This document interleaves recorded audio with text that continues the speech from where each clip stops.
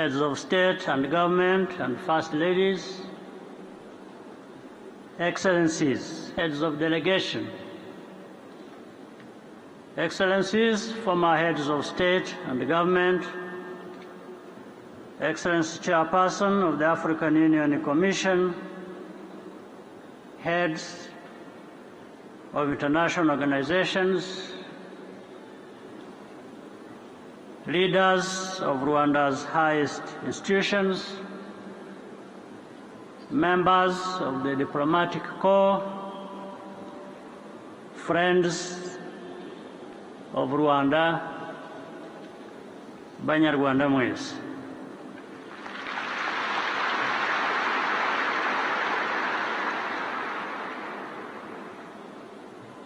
Ndagira ngo mbere na mbere nshimira Abanyarwanda mwese kuba mwongeye kungirira icyizere.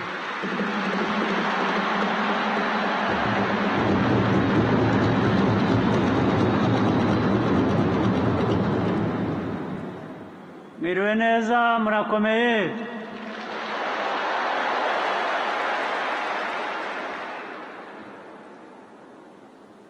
Nishimiye kongera kubabera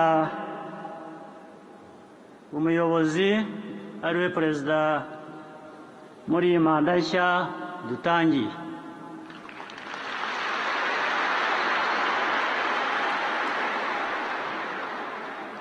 Ibihe byo kwamamaza n'amatora tuvuyemo byatubereye twese Abanyarwanda igihe cy'ibyishimo ndetse bigaragaza ko twanyuze.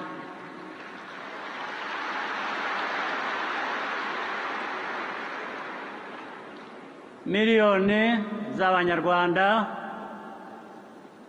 bitabiriye ibikorwa byo kwiyamamaza kandi hafi ya bose baratoye.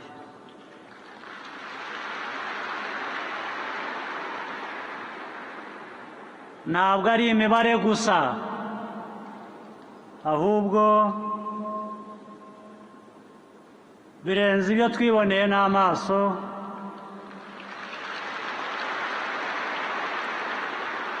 N'ibyo twanyuzemo muri icyo gihe. Ukuri kurivugira.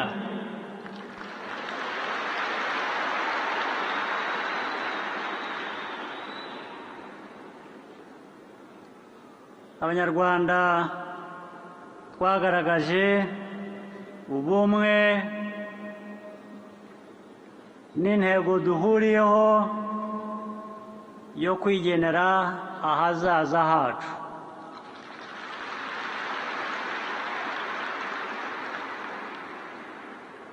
Iki nicyo tumaze iyi myaka yose ishize duharanira. Ndagira ngo rero nkomeza munyihanganire mvuge ijambo mu rurimi abashyitsi benshi bavuye hanze bari bwumve.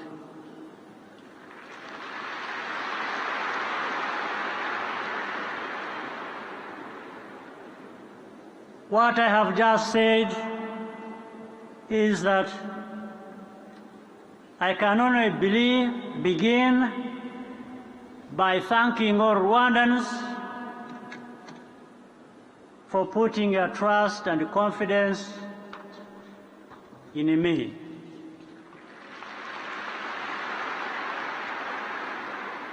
It is an honor to serve as your president for another term.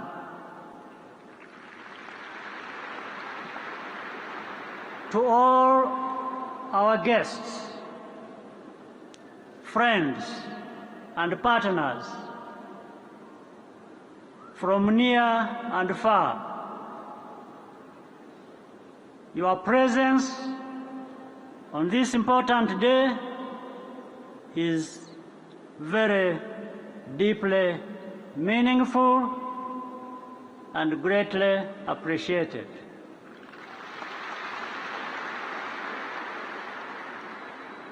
We are especially grateful to all the heads of state and government who have joined us or sent representatives. Many of you have accompanied our country and our people throughout this 30-year journey of rebuilding. The electoral campaign was a period of joy and satisfaction for all of us. Millions attended rallies, and almost everyone went to vote. But it isn't just about numbers. There is a much deeper meaning behind what all of us saw and experienced. That reality is undeniable. It stems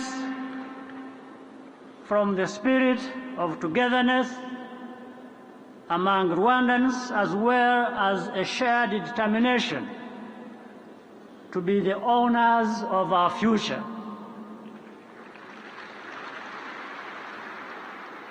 This is exactly what we have been working for all of these years. Rather than leaving behind new divisions to be healed, our political process is designed to renew and deepen our unity.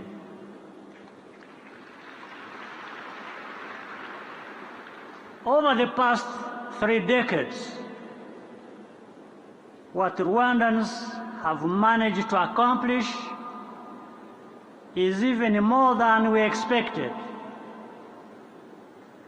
Indeed, it is beyond what words can describe, given where we started from.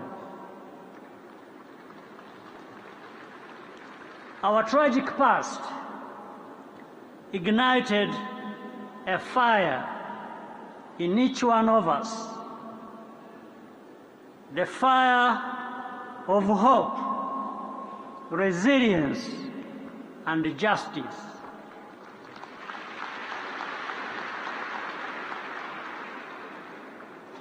This is who we have become as Rwandans. In this year 2024, the intersecting crises that define our region and our world continue to create uncertainty and distrust as a result of unaddressed inequalities and double standards. Peace in our region is a priority for Rwanda. Yet, it has been lacking, particularly in eastern DRC.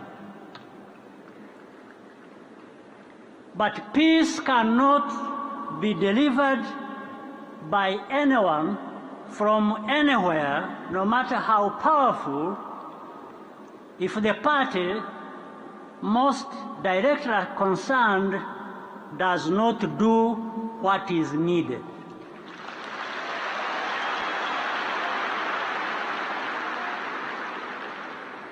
Without that, the sincere mediation efforts by the mandated regional leaders cannot work as intended.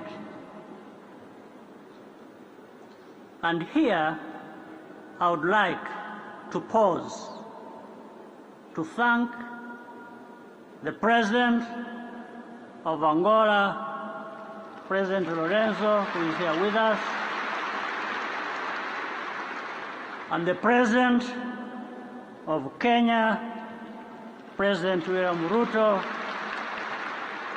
among others, for everything they have done and continue to do. Peace cannot happen all on its own. We all have to do our part and the right things in order to achieve and sustain peace. This should not be seen as a favor to anyone.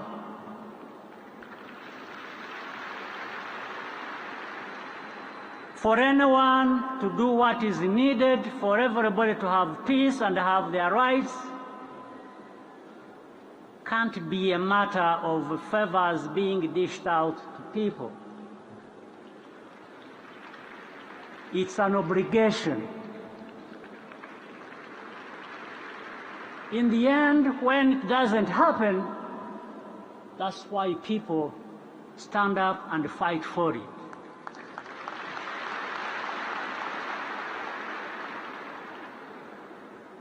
It should be understood as a necessity because it is a question of people's rights. And there cannot be real peace if those rights are not respected. You can't wake up one day and decide to deny whoever you want their citizenship right and expect to get away with it.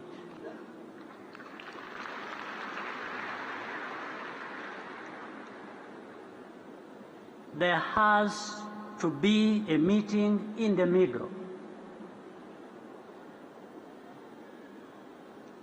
There has to be a compromise. This is a time to reflect on the kind of world we want our children to live in. As a global community, we have more in common than we think. And within us, we always have the tools to repair, to renew, and to reset. It does not mean that we have to agree on everything,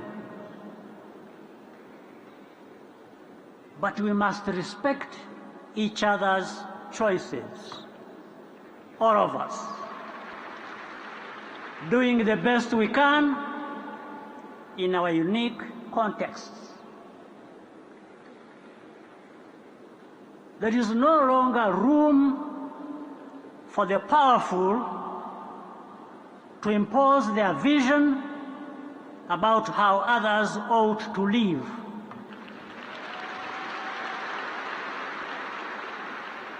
Or to create narratives that falsify the truth. This must always be resisted,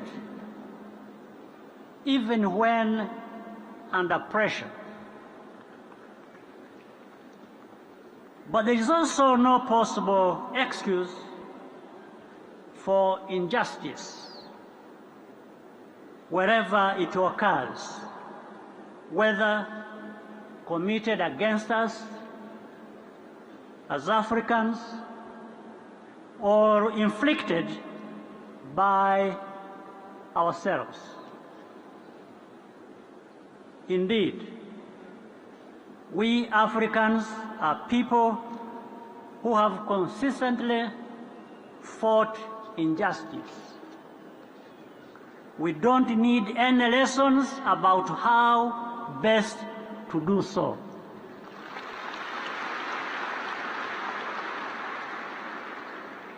And we must all humbly acknowledge the necessity to adapt our political and governance systems to our specific conditions and the expectations of our citizens. Like everyone else, what matters most to us is to see our people living safe, healthy, and dignified lives. This is imperative, and it is a responsibility that we cannot evade or outsource.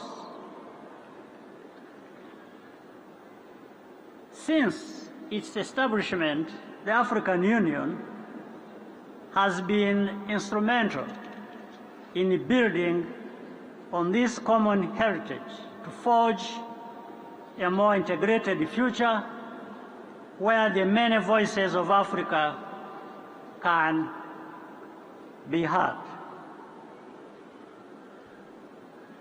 From security to health, infrastructure, and jobs for youth, we are taking responsibility for our challenges and offering solutions. That is the mindset that brings us closer together and creates positive change over time for everyone.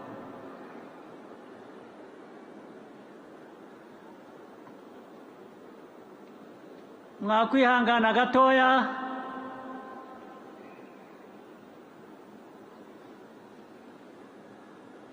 Africa is home to some of the world's most ancient civilizations, but also to its most youthful population, who are as capable as you would find anywhere else. Our youth are energetic, innovative, and bold, and they are not afraid to change the status quo for the better by demanding more of ourselves and from each other.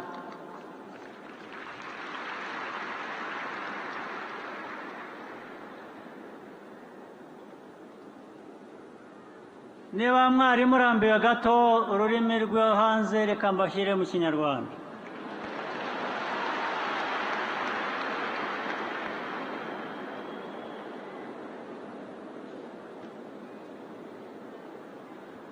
Mu bihe byo kwiyamamaza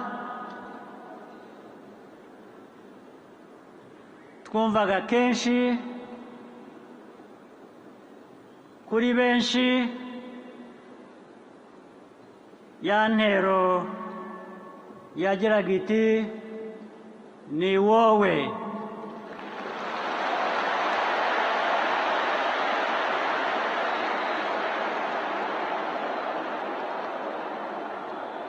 Ariko mu by'ukuri si jye jyenyine, ahubwo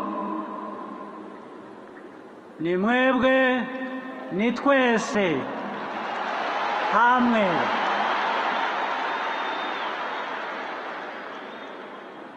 Ubu rero tugomba kongera kureba imbere ahazaza. Mu myaka 30 ishize twageze kuri byinshi kandi byiza,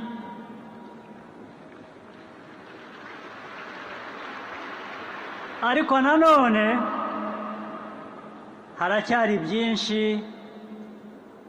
tutarageraho ariko tuzageraho mu myaka iri imbere.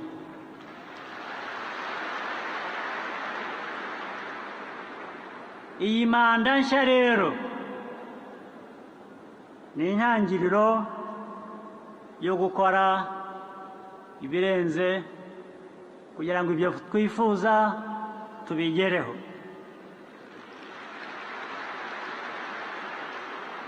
Kuki se n'ubundi tutarenza ku byo twakoze?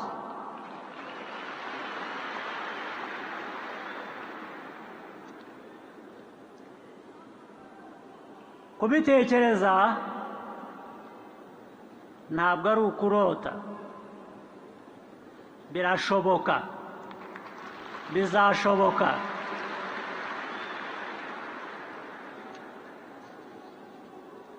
Twabikora kandi tuzabikora.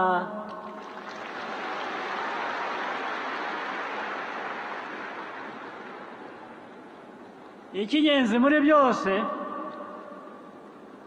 turi hamwe, turi umwe, kandi ndagira ngo mbashimire cyane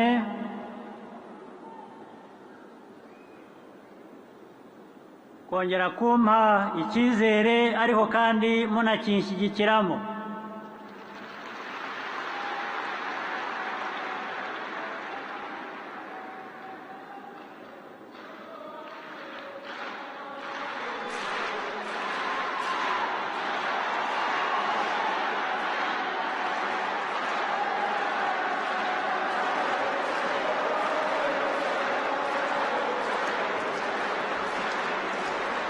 Mwampaye amahirwe y'icyo cyizere yo kubakorera no gukorana namwe, ibyo twifuza byose tuzabigeraho.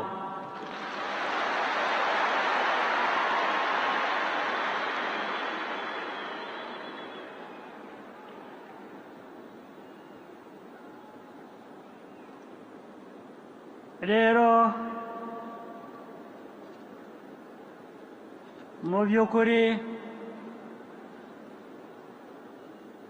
hari byinshi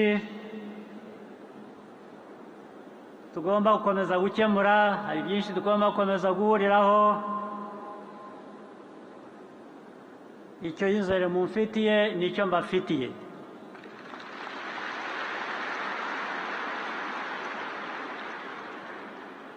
For the last 30 years, our country has been good work in progress. This new mandate means the beginning of even more hard work.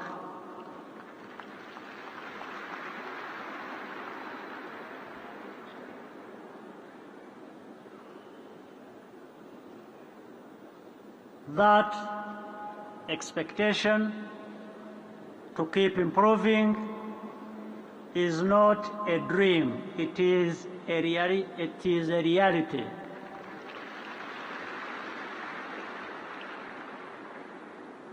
We can do it, and we will do it.